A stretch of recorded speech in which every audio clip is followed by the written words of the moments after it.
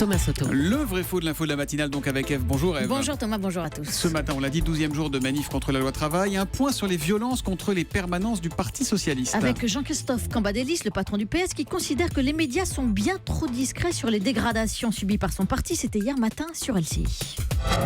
Tout le monde a fermé ses yeux.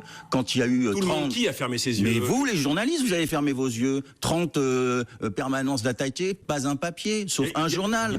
Alors, est-ce que c'est vrai? Est-ce que nous, les journalistes, on a fermé les yeux? Il n'y a pas eu d'article sur ces Et dégradations? maintenant, c'est faux. Jean-Christophe Cambadélis exagère. On va d'abord écouter un extrait d'Europe Soir, le 23 mai dernier, qui prouve le contraire. C'était dans le journal d'Isabelle Millet à 18h30 sur Europe 1. Les fédérations socialistes prises pour cible un peu partout en France. Après Lille, Strasbourg, Dijon, Avignon, Caen, Bourges, Le Havre, Montpellier, dernière en date Grenoble.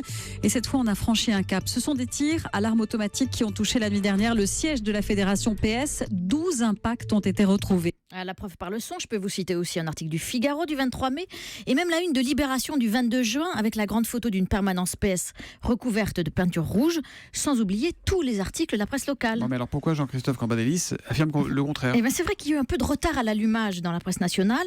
Depuis le début des manifestations, à partir du mois de mars, il y a eu des permanences prises pour cible le long des cortèges, mais c'était assez soft, avec des affiches contre la loi El Khomri, des œufs, de la peinture.